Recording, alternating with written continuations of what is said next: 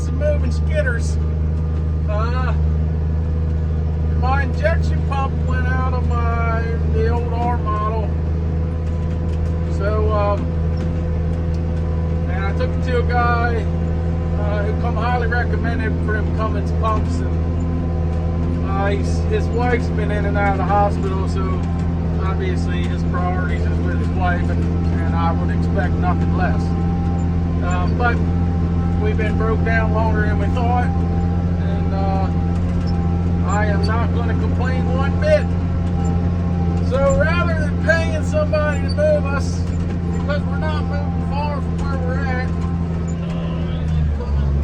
we're only moving right around the corner, probably like 2 miles, 3 miles. So we're just going to drive both the skidders over there. I got the guy going to move the cutter tomorrow morning first thing, and then he's going to drop the low boy and leave it sitting road over there. And then move the knuckle boom for us. And then by the time we get this job done, I should have the pump back. So yeah, we're doing it the hillbilly way. We started in here yesterday. Got a little bit of a late start by the time we got the cutter moved in and the dozer moved in. We hired a truck to move the cutter, the dozer, and the knuckle boom, because I actually picked the injection pump up from mine yesterday. So that buddy of mine that drives for us, he should be back in town today at some point. So he's going to put that thing back on for me since he took it off, and then hopefully be trucking a little bit tomorrow. We blew the hose on the cutter yesterday. Seems to be a story of the cutter's life. It's a little bit hard to use it in this job. I'm just trying to just force myself to use it, but I did get out yesterday and did quite a bit of hand stumping. The ground's a little bit steep. It's just hard. Trees are kind of big, got big tops to them. And the cutter don't seem to work real good on the side of the hill. Like it doesn't, it's got no power side to side, obviously, because you're trying to lift all this weight up the hill. So I did hand stump today. I'm just gonna put another road in up above them and just wing it, hope for the best. But I was really struggling yesterday with losing them sideways, which was normally a lot better than that, but I was having, it's just a situation where the trees are at, where you got to put them was just, it was a little bit of a weird little setup, but I'm going to force myself to use it today. I'm still going to hand stump the ones down here by the creek so I don't lose them in the creek. And we're down there hand picking sticks up, so wish me luck. Morning, everybody. Today is Friday. This is just another example of the love-hate relationship with the old feller buncher. Fixed the hose yesterday. Went back down the woods, cut about 10 trees with her. And I lost one down in the creek. So I was taking the head and reaching down over the bank and picking the brush up out of the creek. And all of a sudden I lost all functions out the head. No grapple, no rotate left, no rotate right. So I tracked it out here to the truck, checked the fuses. The fuses for the joystick controls were blown. When I put a new fuse in, as soon as you hit the button, it blew again. So I pulled the cover off. What had happened was these bolts broke. This box right here is supposed to be all the way up here and bolts here and here. Well, these bolts broke. This one looks like it's been broke for a while, but this one broke.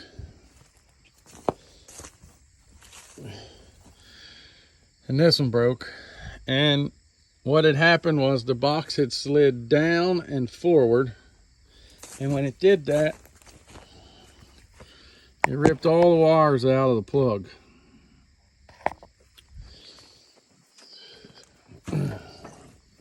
I mean, ripped them all clean out. Broke them, twisted them, bent them, pulled them. So what I'm going to do is, I think the only reason you need this plug as far as I'm concerned is if you're going to take the head off. So I'm just going to do away with this plug for now. It's the easiest, quickest way to fix it rather than try to repin this plug. For one, I don't have stuff to do it. And two, it's just gonna take longer. So I'm gonna cut the wires off of this plug. And I'm going to just figure out which one of these is hot, doing what and when, and just hardwire it right to it. It's been a little bit an issue right here with this plug anyway. You can see where we've jumped wires around, and so yeah, it's just it's a fun little deal here. It's not a physically aggravating project, but it's definitely going to be mentally frustrating and extremely time consuming. So waiting for help to get here today, and I'm going to try to get this box slid back up there where it belongs. And I think if I can get it up here, I can bolt it here, slide this up inside of it and bolt it to hold it, and then I think we're just going to weld it to the boom then. For now, rather than try to drill them bolt holes out, rather than try to drill them bolts out, rethread it and all that crap. So yeah, the cutter's great when she's great, but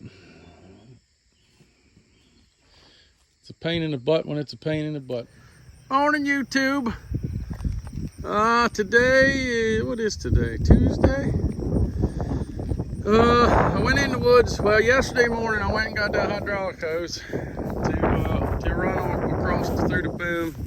And then I went up in that woods and I cut till, I don't know, about 3 o'clock. And then I went home and put the injection pump on the road tractor. And there was one tree back in there. I got stung by bees. Had that thing cut about 3/4 way off. And we got a real bad storm come through here last night. Actually, almost all of Harford County's out of power right now, but had a pretty bad storm come through. Mother Nature took care of that tree, so I didn't have to go back down there with them bees this morning. So that was a good thing. I'm gonna run and get some wire, and then I'm gonna cut this mess out of here, and I'm gonna run a new hydraulic hose all the way out the boom down to the back of the cab.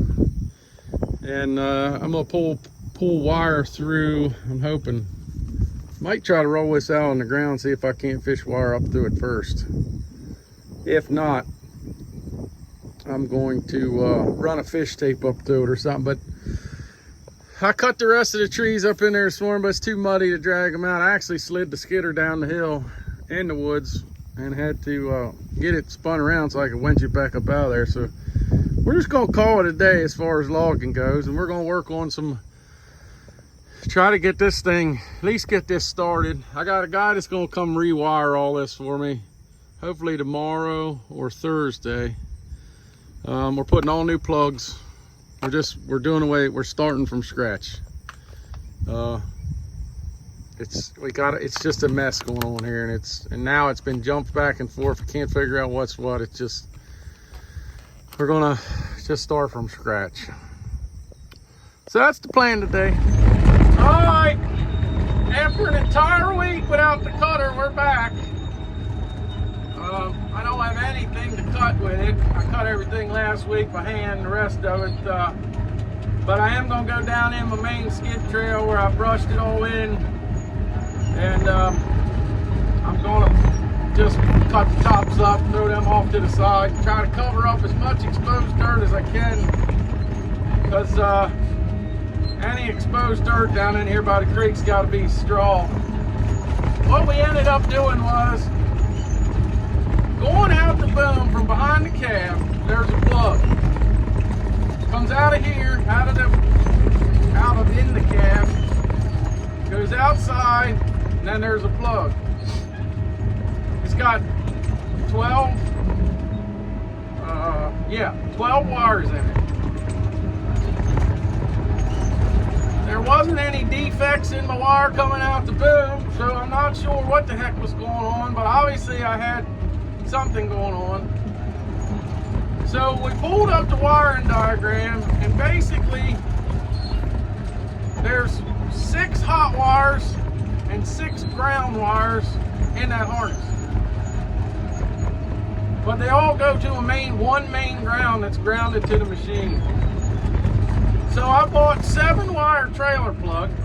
Because the harness for this thing, the plugs in the harness, is like $6,000 or so. I don't even remember what it was. It was a lot of money.